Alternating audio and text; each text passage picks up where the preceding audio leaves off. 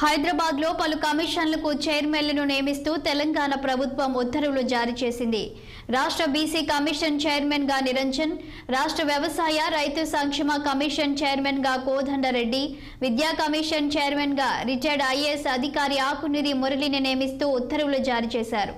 ఈ మేరకు ప్రభుత్వ ప్రధాన కార్యదర్శి శాంతి కుమారి జీవో నంబర్ 199ని విడుదల చేశారు.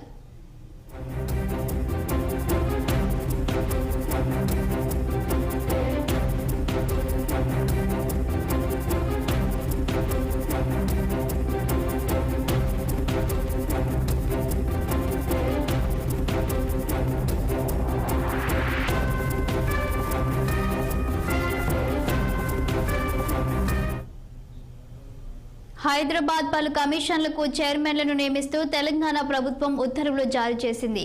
ఇక దీనిపై మరింత సమాచారం మా పొలిటికల్ బ్యూరో చీఫ్ రామ్ అందిస్తారు. రామ్ చెప్పండి, ఇక హైదరాబాద్ లో పలు కమిషన్లకు చైర్మన్లను నియమిస్తున్నట్లు ప్రభుత్వం ఉత్తర్వులు జారీ చేసినట్లు తెలుస్తుంది. దీనికి సంబంధించిన వివరాలేంటి? రాష్ట్ర ప్రభుత్వం రాష్ట్రంలోని పలు కమిషన్లకు చైర్మన్ నియమిస్తూ నిన్న రాత్రి ప్రభుత్వ ప్రధాన కార్యదర్శి శాంతి కుమారి జీవో నెంబర్ 199ని విడుదల చేయడం జరిగింది. ప్రస్తుతం రాష్ట్ర బీసీ కమిషన్ చైర్మన్ గా కాంగ్రెస్ పార్టీ సీనియర్ నేత నిరంజన్ ను, తర్వాత వ్యవసాయ శాఖ రైతు సంక్షేమ కమిషన్ చైర్మన్ గా మాజీ ఎమ్మెల్యే, మాజీ కూడా చైర్మన్ పార్టీ సీనియర్ నేత కోదండరెడ్డి నియమిస్తూ ఉత్తర్వులు జారీ జరిగింది. మరోవైపు విద్యా కమిషన్ చైర్మన్ గా రిటైర్డ్ ఐఏఎస్ అధికారి ఆకునూరి మురళిని నియమిస్తూ ఉత్తర్వులు జారీ చేశారు. ఈ మేరకు రాష్ట్ర ముఖ్యమంత్రి యొక్క సూచనల మేరకు, సలహా మేరకు ఈ 3 కమిషన్లకు చైర్మన్ గా నియమిస్తూ ప్రభుత్వం విడుదల చేసింది. ఇందులో మాత్రం బీసీ కమిషన్ చైర్మన్ నిరంజన్ తో పాటు సభ్యులుగా వైద్య విద్యార్థి నాయకురాలు బాలలక్ష్మి, అదేవిధంగా మాజీ సీనియర్ జర్నలిస్టు తిరుమలగిరి సురేందర్, తర్వాత కాంగ్రెస్ పార్టీ సీనియర్ నేత నల్గొండ జిల్లా వాసి రాపోలు జయప్రకాష్ చైర్మన్ గా 3 సభ్యులతో బీసీ కమిషన్ ను నియమించింది. ఆ తర్వాత విద్యా కమిషన్ చైర్మన్ గా రిటైర్డ్ ఐఏఎస్ అధికారి ఆకునూరి మురళి, తర్వాత వ్యవసాయ శాఖ మరియు రైతు సంక్షేమ కమిషన్ చైర్మన్ గా కోదండరెడ్డి. ఈ 2 విద్యాశాఖ, వ్యవసాయ శాఖ మాత్రం 2 ఏళ్ల పాటు పరిమితి విధించారు. బీసీ కమిషన్ కు 3 సంవత్సరాల పాటు ఈ పరిమితి నియమించారు. బీసీ కమిషన్ గతంలో బిఎస్ రాములు, తర్వాత బొక్కలాపురం కృష్ణమోహన్ కూడా తెలంగాణ రాష్ట్రం ఏర్పడ్డాక కమిషన్ చేశారు. ప్రస్తుతం బీసీ కమిషన్ కు ముందు కొన్ని ప్రధానమైన అంశాలు కూడా ఉన్నాయని చెప్పుకోవాలి. ముఖ్యంగా బీసీ కులగణన సర్వే వైపు చెప్పటాలని చెప్పి ప్రభుత్వం ఇప్పటికే నిర్వహించింది. దానిపైన స్థానిక సంస్థ ఎన్నికల్లో రిజర్వేషన్ ను సంఖ్య పెంచకుండా ఎన్నికలు పెట్టొద్దని చెప్పి కొన్ని సంఘాలు డిమాండ్ చేస్తా ఉన్నాయి. కాబట్టి బీసీ కమిషన్ త్వరగా ఆ పని చేపట్టడానికి బీసీ కమిషన్ నియమించినట్టు తెలుస్తుంది.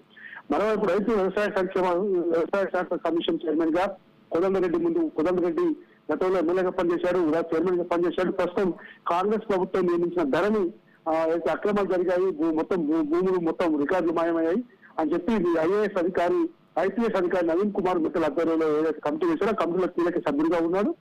ప్రస్తుతం ధరణి కమిటీ పైన కూడా వర్క్ నడుస్తుంది.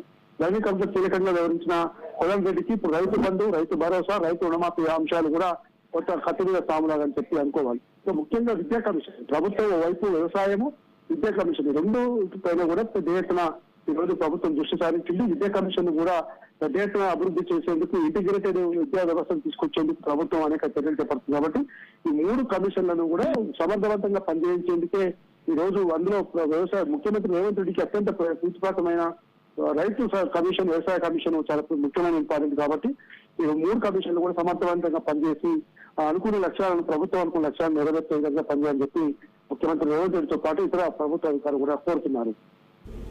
Thank you Ram.